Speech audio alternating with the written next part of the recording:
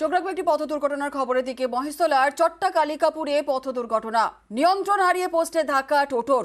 মহেশতলার দুর্ঘটনায় আহত হয়েছেন বেশ কয়েকজন।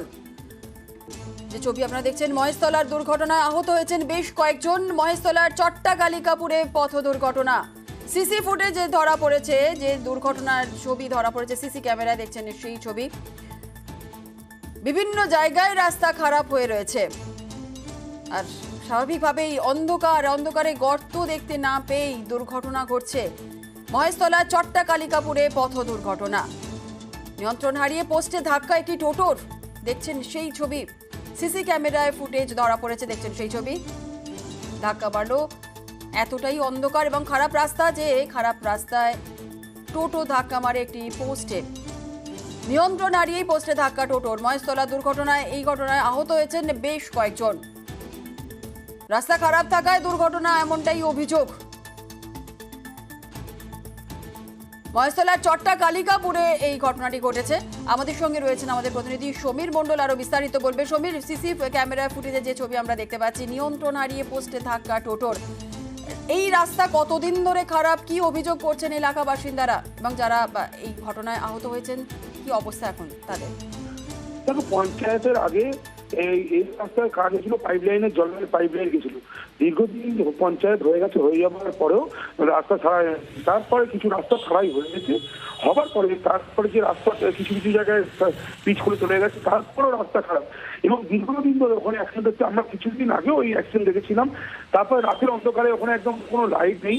সেই রাতের অন্ধকারে যখন টোটো গাড়ি চালাচ্ছে এবং অন্যান্য গাড়ি চালাচ্ছে, রাতের অন্ধকারে এসে সন্ধ্যা একদম ধাক্কা মারছে একদম পোস্টে। সেই সিসিটিভি ফুটেজে আমরা দেখতে পেয়েছি।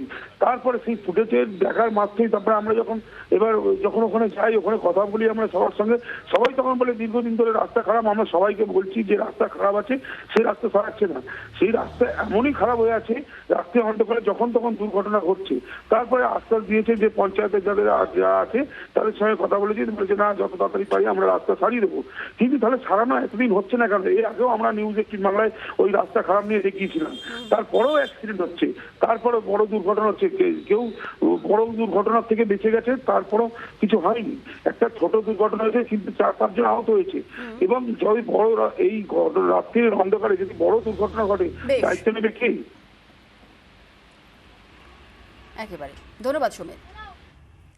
একটা অ্যাক্সিডেন্ট হয়েছে, দুজনের মারাত্মক চোট হয়েছে। সামনেটাই যে কাজটা বাকি আছে, এবার কি কারণে বাকি আছে না আছে সেটা বোঝা মুশকিল। ভাঙাটায় আসছে, এসে মানে গর্তটা নেমে যাচ্ছে, আবার ওঠার যখন চেষ্টা করছে তখন ওর অ্যাক্সিডেন্ট প্রত্যেক দিনই একটা করে।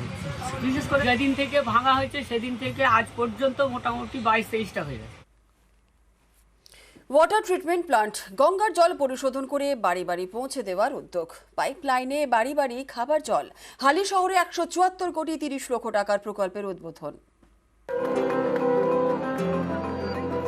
সরকারি প্রকল্পে বাড়ি বাড়ি খাবার জল, এর জন্য ওয়াটার ট্রিটমেন্ট প্লান্ট। উদ্যোগী রাজ্য সরকার। উত্তর 24 পরগনার হালি শহরে প্রকল্পের উদ্বোধন।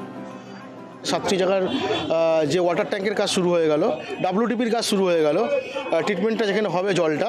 এবং সবচেয়ে বড় ব্যাপার হচ্ছে আমরা কল্যাণীর থেকে বর্তমানে KMD জল সাপ্লাই করে আমাদের, সেখান থেকে জল পায় শহরের মানুষ।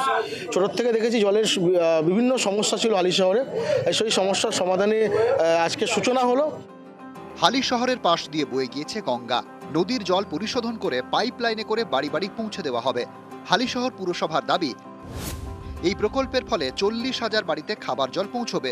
উপকৃত হবেন 1,80,000 জন। এই প্রকল্পের জন্য 174 কোটি 30 লক্ষ টাকা বরাদ্দ করেছে রাজ্য সরকার। 174.30 ক্রোর্সের প্রজেক্ট। হ্যাঁ, এই প্রজেক্টটা আমরা আশা করছি টেন্টেটিভ বিধানসভার আগে উদ্বোধন করে দিতে পারবো, মানে মানুষকে জল পৌঁছে দিতে পারবো। 1,80,000 লোক উপকৃত হবে। গঙ্গার জল পরিশোধন করেই হালি শহরে সরবরাহ করা হয় খাবার জল হিসেবে। তাহলে এই নতুন প্রকল্প কেন? এখন কল্যাণীর ওয়াটার ট্রিটমেন্ট প্ল্যান্ট থেকে হালি শহরে জল আসে। হালি শহর থেকে কল্যাণীর দূরত্ব 7 কিলোমিটার। হালি শহর থেকে গঙ্গার জল তুলে পাইপ লাইনে কল্যাণীতে যায়, সেখানে পরিশোধনের পর হালি শহরে আসে। এতে অনেক খরচ হয়, খাবার জল সরবরাহও সমস্যা হয়। সেই সমস্যার সমাধানে এবার হালি শহরে নতুন ওয়াটার ট্রিটমেন্ট প্ল্যান্ট। পুরসভার দাবি, আগামী 2 বছরের মধ্যে প্রকল্পের কাজ শেষ হয়ে যাবে। হালিশহর থেকে অরুণ ঘোষ, নিউজ 18 বাংলা।